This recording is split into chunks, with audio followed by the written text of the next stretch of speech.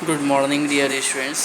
आज आप लोग 9th class UP board English medium में जो पढ़ने जा रहे हैं वो है एनसीईआरटी के question answer. Question number 6, how would you confirm that a colourless liquid given to you is pure water. ये कहा गया है कि आप कैसे कंफर्म करेंगे कि कलरलेस लिक्विड जो आपको दिया गया है, हमें दिया गया है, वो प्योर वाटर है। ठीक है, तो इसका डिटेक्शन देखिए। Boiling point is a characteristic feature of a pure substance.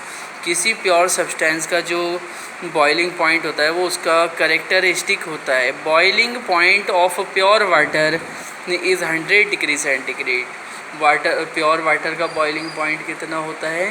Pure water का बॉइलिंग पॉइंट 100 डिग्री सेंटीग्रेड होता है। If the given colourless liquid, यदि दिया हुआ colourless liquid boil at 100 degree centigrade sharp, बहुत अच्छी तरीके से वो जो है 100 डिग्री सेंटीग्रेड पर उबलता है, इट इज़ प्योर वाटर। तो क्या होगा वे प्योर वाटर होगा।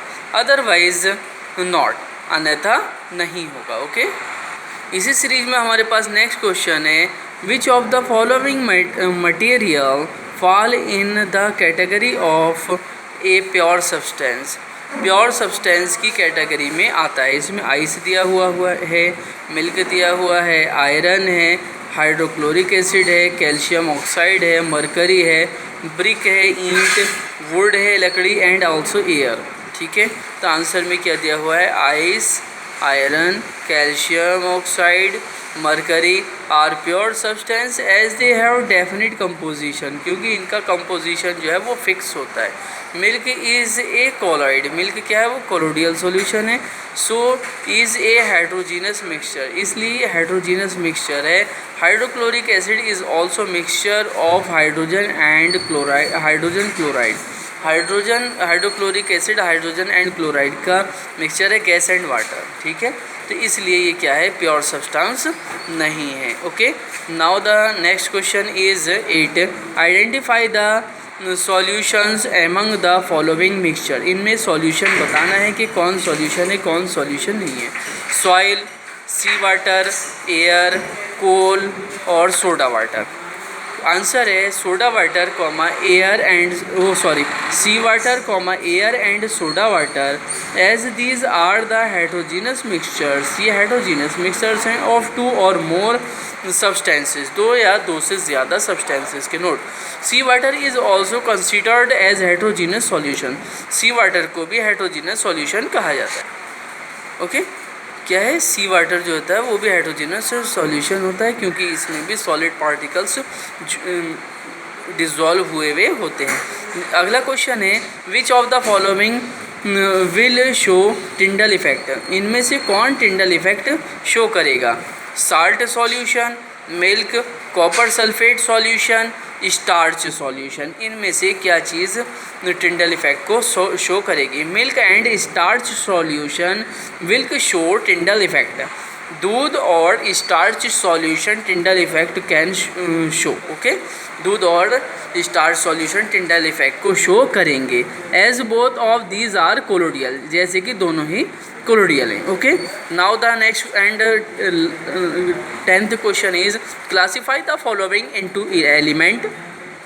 इन्हें क्लासीफाई करना है कि कौन सा एलिमेंट है, कौन कंपाउंड है एंड मिक्सचर कौन सा है। ओके, सोडियम एलिमेंट है, सॉरी पहले हम इन्हें रीडिंग कर लें। Sodium, soil, sugar solution, silver, calcium carbonate, tin, silicon, coal, air, soap, methane and carbon dioxide and also blood. Okay, देखिए तो साहब, देखिए element have only one kind of atoms. Element के अंदर सिर्फ एक ही प्रकार के एटम्स होते हैं। जैसे गोल्ड होता है, तो गोल्ड का जो फॉर्मूला होता है वो होता है AU।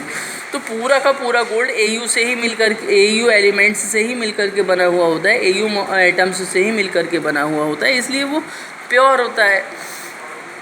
अब हम वाटर की बात कर लें, तो वाटर के अंदर वाटर का जो केमिकल फॉर्मूला होता है वो होता है H2O। मतलब अब ये प्योर नहीं रहा, ठीक है, क्योंकि इसमें हाइड्रोजन भी है और ऑक्सीजन भी है, एलिमेंट नहीं है, मॉलिक्यूलर हो गया। ओके, तो आंसर है element have only one kind of atoms, element में सिर्फ एक ही प्रकार के एटम्स होते हैं। Compounds have atoms of more than one kind, compounds में एक से ज़्यादा प्रकार के एटम्स होते हैं जबकि, ठीक है, बट इन डेफिनिट प्रोपोर्शन, लेकिन फिक्स प्रोपोर्शन में, where as mixture have two और मोर सब्सटेंसेस, जैसे कि मिक्सचर में दो या दो से ज़्यादा सब्सटेंसेस होते हैं। इन एनी प्रोपोर्शन, किसी भी प्रोपोर्शन में।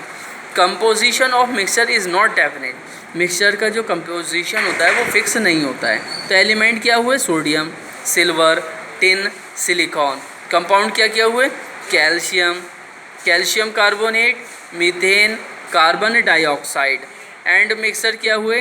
Mixture solid, sugar, solution, coal, air, soap and blood. Okay, अगला क्वेश्चन है which of the following are chemical change?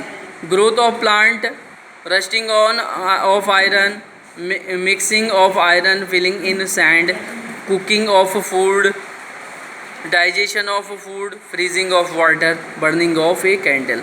तो देखिए, हम आपको केमिकल चेंज के बारे में एक नॉर्मल वे बता देते हैं कि ऐसे चेंज जो टेम्परेरी नहीं होते हैं, परमानेंट होते हैं, केमिकल चेंज कहलाते हैं। ऐसे चेंज जिनके केमिकल कंपोजिशन में चेंजिंग आती है, बनने वाले एलिमेंट के जो कैरेक्टर होते हैं वो पहले वाले एलिमेंट से फुल्ली डिफरेंट होते हैं, केमिकल चेंज कहलाते हैं। ओके, तो इसमें क्या है? Growth of plant chemical change, rusting on of iron chemical change, cooking of food chemical change, digestion of food chemical change, burning of candle chemical change. क्योंकि ये इरिवर्सिबल है, इन्हें पूर्व अवस्था में वापस नहीं लाया जा सकता है। Are chemical change because here are chemical composition of substance change, क्योंकि सब्सटेंस की केमिकल कंपोजिशन जो है वो चेंज हो रही है। ओके डियर स्टूडेंट्स, आज आप लोगों का ये चैप्टर कंप्लीट हो गया। अब नेक्स्ट क्लास में न्यू चैप्टर के साथ आपसे मुलाकात होगी। Okay, thank you.